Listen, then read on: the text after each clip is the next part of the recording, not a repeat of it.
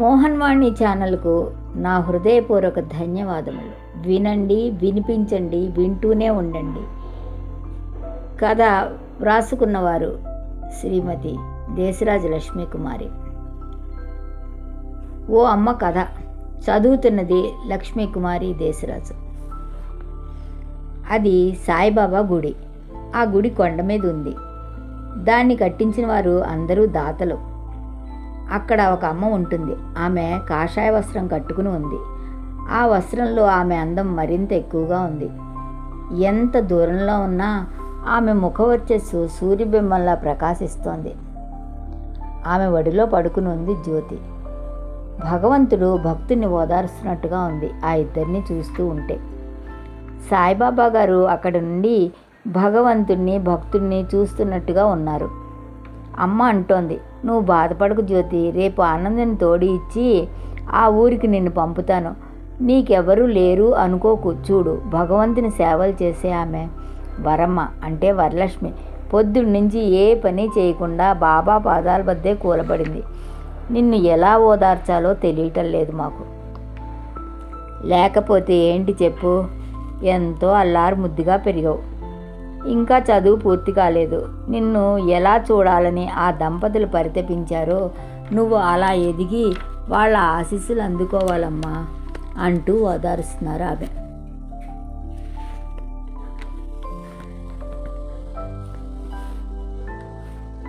అమ్మ పరిస్థితులకు ఎలా వచ్చినా మనిషి దాన్ని మలుచుకోవాలి అని చెప్తూ ఉండేది చూడు అంటూ ఆమె గతంలోకి వెళ్ళింది. ఆమె ఇల్లు చాలా విశాలమైంది. అందులో ఆమె, వాళ్ళ భర్త, నౌకర్లు మాత్రమే. ఇలా చాలా ఏళ్ళు గడిచాయి. ఎన్నో ఆసుపత్రులు తిరిగారు, కానీ మాకు పిల్లలు పుట్టలేదు. చాలా ప్రయత్నాలు జరిగాయి, కానీ అన్నీ నా విషయంలో ఫెయిల్ అయ్యాయి. ఇలా రోజులు గడుస్తున్నాయి. పెళ్ళిళ్ళు పేరెంటాలకి వెళ్ళాలంటే బిడియం అడ్డు వచ్చేది. చాలా రోజులు ఒంటరిగా ఇంటిని అంటిపెట్టుకుని ఉండిపోయాను. ఆయన పూర్తిగా బిజినెస్ పనుల్లో లీనమైపోయారు. అప్పుడే మా తోటలో పని చేయడానికి ఇద్దరు దంపతులు 4 పిల్లలతో సహా వచ్చారు. పిల్లలు చాలా అందంగా ఉన్నారు. ఏ మహారాణిల వంశంలో నుంచి వచ్చారా అన్నట్టు ఉండేవారు. అందరూ ఆడపిల్లలే. అతని పేరు రామయ్య, ఆవిడ పేరు రామలక్ష్మి. ఇద్దరి పేర్లలో రాములు వారు ఉన్నారా అనిపించేది. ఒకరోజు, ఏమయ్యా రామయ్య, ఇలా రా, నాకు తెలీదా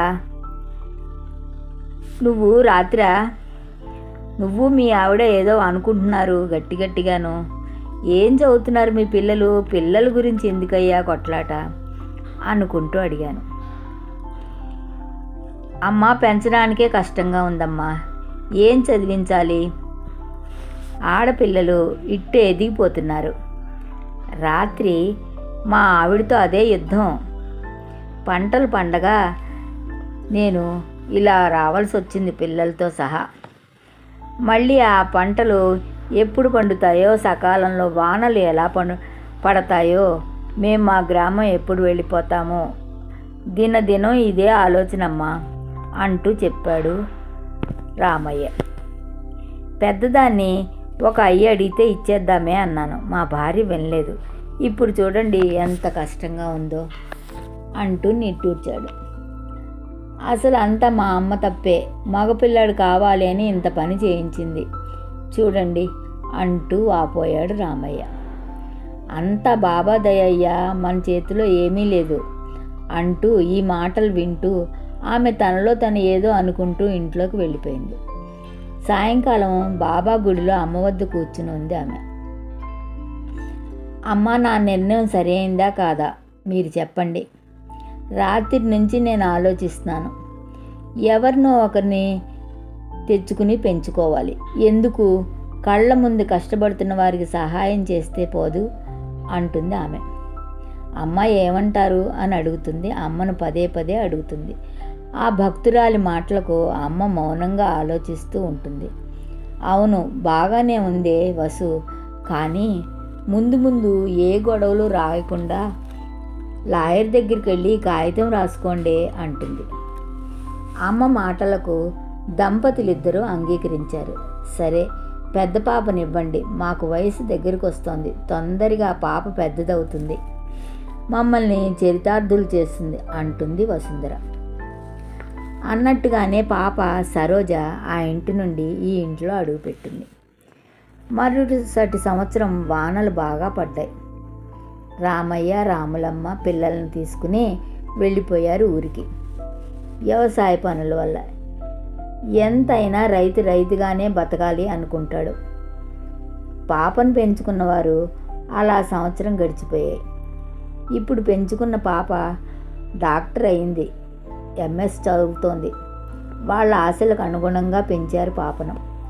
ఆమె కూడా అమ్మా నాన్న ఇద్దరిని దైవం ఇచ్చిన తల్లిదండ్రులుగా భావించి ఎన్నడూ వారి మాటలు ధిక్కరించలేదు. అంతా సవ్యంగా జరుగుతోంది అనుకుంటే దైవం ఎందుకు? ఆయన ఒకరోజు షిరిడీ నుంచి ఇద్దరు కారులో వస్తూ ఉంటే రోడ్డు యాక్సిడెంట్లో మరణిస్తారు. దైవం ఇచ్చిన తల్లిదండ్రులు. ఇప్పుడు బాధ్యత గురువు మీద ఉంది.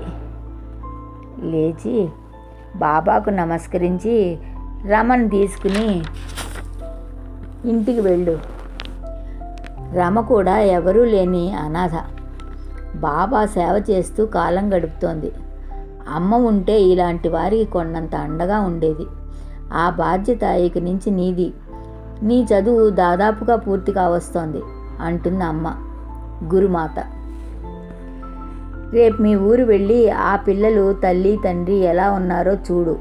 ఇంకా నీకు వారికి నువ్వు అండగా నిలబడాలి. అమ్మ కోరిక. ఆ పల్లెలో ఉన్న ఆస్తిలో నువ్వు హాస్పిటల్ కట్టి ఆ జనాన్ని ఉద్ధరించాలి. అమ్మ, ఇది అమ్మా నాన్న కోరిక. ఎన్నోసార్లు మేము ముగ్గురం కూర్చుని ఇదే ఆలోచిస్తూ ఉండేవారం. ఇంత ఆశ నీ ఒక్కదాంది కాదు, ఇది ప్రజలకు ఉపయోగపడాలి అనే అమ్మా నాన్నల కోరిక.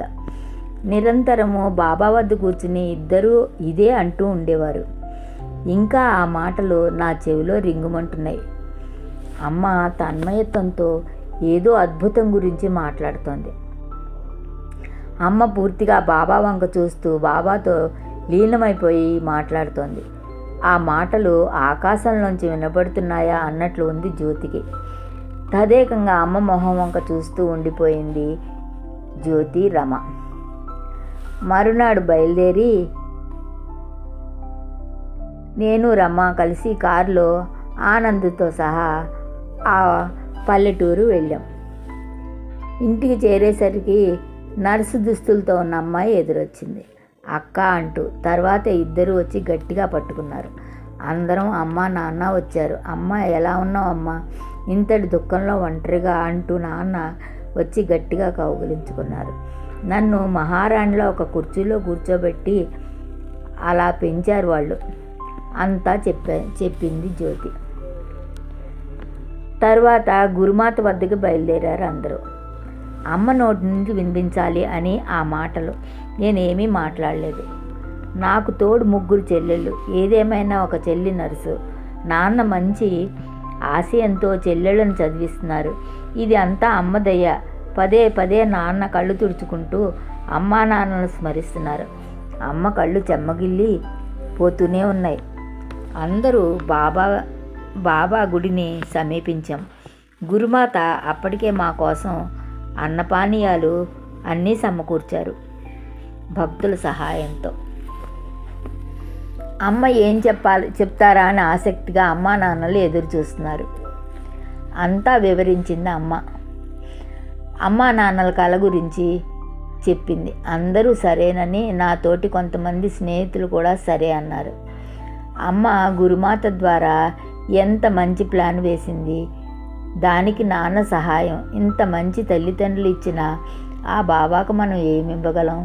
సదా ఆయన్ని సేవించడమే, అడుగడుగునా ఆయనకి ధన్యవాదాలు అర్పించడం తప్ప. అలా బాబా మొహంలోకి చూస్తూ ఉంది సరోజ. ఇప్పుడు మా కుటుంబం చాలా పెద్దది. ఇది బాబా కుటుంబం. సరోజ తనలో తను ఏదో అనుకుంటూ అమ్మ చేతిని గట్టిగా పట్టుకుంది. గురుమాత తన్మయత్వంతో సరోజ వంక చూస్తూ ఉండిపోయింది. వినండి, వినిపించండి, వింటూనే ఉండండి. మోహన్ వాణి ఛానల్. కథ నచ్చిందనుకుంటా. ప్రోత్సహించండి మరి అందరినీ. కామెంట్ బాక్స్లో కలుద్దామా?